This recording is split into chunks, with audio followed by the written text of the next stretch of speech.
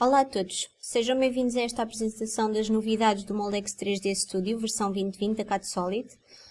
Esta apresentação vai ser uma breve apresentação da parte número 1 destas novidades. Depois, posteriormente, será apresentada a parte número 2.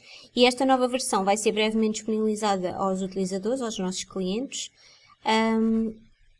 Como vamos ver aqui, estes são os tópicos que irão ser abordados ao longo desta primeira apresentação, parte número 1. Começamos pela apresentação das melhorias ao nível da capacidade de cálculo, onde existem optimizações na velocidade e melhorias de precisão nos resultados obtidos. Este é de todos os anos um objetivo primordial. É sempre importante conseguirmos resultados mais precisos em menos tempo de cálculo. Neste caso, podemos frisar que existem mais resultados e mais objetivos que foram atingidos, ao nível principalmente dos resultados de deformação e de refrigeração. No que toca à inovação por moldação, da moldação, o Moldex Studio, esta versão de 2020, implementa agora uma metodologia avançada que permite obter resultados mais completos e mais precisos, ao nível principalmente da injeção de espuma química, transferência de resina e moldação por compressão, como será depois então apresentado. Também foram adicionadas novas ferramentas CAD e de tratamento de malha, tal como vai ser depois mostrado.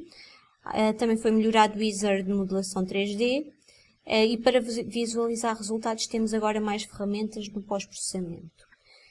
Serão ainda apresentadas no fim as melhorias ao nível da capacidade que o Moldex dispõe para complementar e melhorar a visualização de resultados e, por fim, o aumento da biblioteca de materiais que está sempre em constante atualização e é sempre complementada com mais materiais que vão sendo criados. O Moldex está certificado para Windows 10, no entanto, suporta também o Windows 7 e 8, Windows Server 2016 e a versão atualizada do Windows Server 2012, versão R2, todos estes que têm 64 bits. No entanto, a plataforma Linux é também suportada, mas apenas como recurso de cálculo, tanto para pré como pós-processamento não dá para suportar esta plataforma. Estes são os primeiros tópicos das novidades em relação às melhorias ao nível da capacidade de cálculo. Em primeiro lugar, em relação às melhorias em relação à velocidade do cálculo. De forma geral, o tempo de cálculo encontra-se nesta nova versão e para malhas sólidas mais rápido em cerca de 20%, sendo que temos aqui a divisão em que, em relação ao enchimento, temos uma melhoria de cerca de 15%, à compactação cerca de 11%, mas onde se dá uma maior melhoria,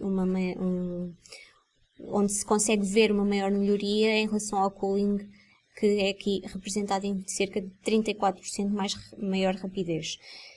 Este estudo foi feito com uma máquina com estas especificações de sistema que estão aqui apresentadas.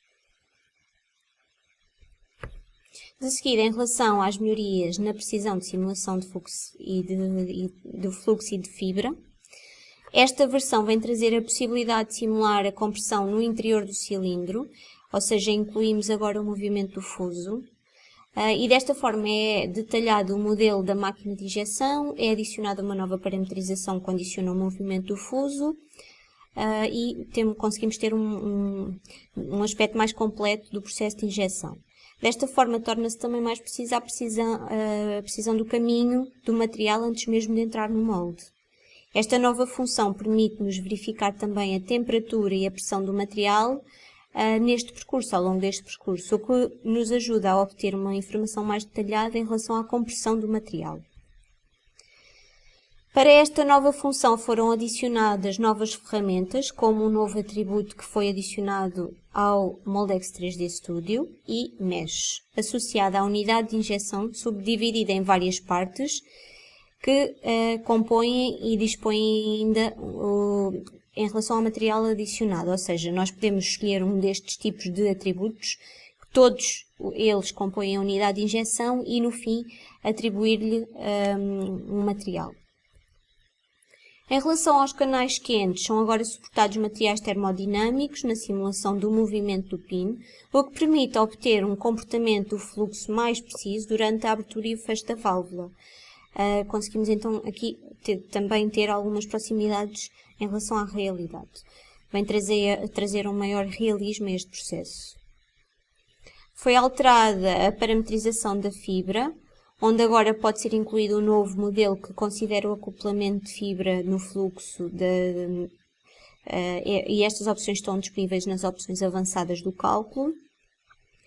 Ou seja, existe agora a possibilidade de parametrização da fibra no modelo de computação, com a possibilidade de incluir o cálculo da fibra. É também considerado o efeito do comprimento e da densidade da fibra no fluxo, e essa optimização no cálculo leva a uma maior proximidade do preenchimento das cavidades. E ao longo do comportamento mais significativo do fenómeno do airflow, que é um fenómeno que apresenta o avanço do fluxo mais rápido nas extremidades em relação ao centro da peça, sem haver uma relação direta entre a espessura da peça nessa região. Este fluxo leva a um efeito que por vezes pode criar uma bolsa, como podemos ver aqui nestas imagens, e isto pode trazer problemas na geometria final. No Material Wizard, que serve para aplicar os valores referentes à caracterização de um material plástico, foram também acrescentados novos modelos matemáticos para a parametrização do fluxo viscoelástico. Estão disponíveis no passo número 5 do configurador, e estes novos modelos levam a uma maior flexibilidade de utilização do Material Wizard, porque nos permite criar materiais que possam ter os dados técnicos destes modelos matemáticos. Ainda em relação às propriedades viscoelásticas nos parâmetros de computação, nas opções avançadas do separador de enchimento e compactação existe agora uma nova opção de configuração do modelo viscoelástico, onde é possível agora controlar o efeito da extensão do fluxo, que foi falado anteriormente quando falámos do airflow, onde é ainda possível determinar o tempo de atuação do efeito aplicando um índice de potência. Os próximos temas dizem respeito a melhorias na capacidade de simulação do cooling e warpage. Começamos pela nova capacidade de inclusão do tempo de extração após a abertura do molde. Trata-se de um parâmetro que foi adicionado ao modelo de refrigeração para malhas sólidas. Quando utilizamos o lado fixo e o lado móvel do molde, temos então a possibilidade de acrescentar este novo aspecto, que é então o tempo de extração. Este novo elemento irá claramente influenciar depois a precisão no efeito do cooling e do warpage. Ao nível da refrigeração, esta função irá então permitir considerar o tempo de extração que se dá após a abertura do molde, o que vai fazer com que se criem diferenças ao longo da distribuição das temperaturas dadas pelo aumento da temperatura do lado fixo e a diminuição da acumulação de calor do lado móvel, que irá claramente influenciar depois automaticamente o efeito do empenho da peça. Em relação ao tópico do warpage, foi adicionado o prolongamento da transformação dada no enchimento da primeira peça de uma injeção multicomponente até ao segundo enchimento. Ou seja, desta forma a contração volumétrica do primeiro enchimento é também aplicada no segundo com a sobreposição de resultados e uma maior precisão depois nos resultados da deformação. É agora também possível considerar o overflow em análises de empenho e stress. É uma opção que pode ser ativada ou desativada para que seja considerada a peça preenchida parcialmente, e em processos de moldação por compressão e peças ocas, como injeção assistida a gás ou a água, considera-se agora também a área para onde é levado o material excedente, o tal overflow de que falo. Existe uma nova funcionalidade agora também que serve para controlar por parte do utilizador o coeficiente de transferência de calor. Esta pode ser aplicada a várias fases do estágio, desde o posicionamento do molde até à extração em fases de análise como o cooling, o warpage e o annealing. Quanto à localização da fronteira por onde se dá esta transferência de calor, é selecionada manualmente pelo utilizador. Neste caso, dois exemplos, como no contacto entre a peça e o acerto metálico e entre peças e outros elementos, como o postiço, o elemento móvel, o balancé. Existem ainda algumas novidades em relação a novas tipologias de moldação. Em primeiro lugar, vou falar aqui em relação à moldação por injeção de espuma. Em simulações como injeção de espuma, o Foaming Injection Molding e a moldação por espuma química, o Chemical Foaming Molding, é agora possível considerar a temperatura e o efeito do gás dissolvido, o que faz com que a variável da temperatura possa afetar o efeito produzido no gás neste tipo de injeção. E automaticamente existe a influência no produto final. Esta influência é introduzida ou considerada a partir de um parâmetro que pode ser adicionado e o elemento do gás dissolvido irá influenciar certamente a viscosidade. Neste caso, causará sempre uma diminuição da viscosidade. E por isso existe uma influência direta nas cadeias poliméricas e nos resultados, e diretamente também nos resultados que vamos obter em relação a isso, que, por exemplo, uma maior viscosidade causa uma menor viscosidade causa menor pressão de injeção e logo também uma menor força de fecho.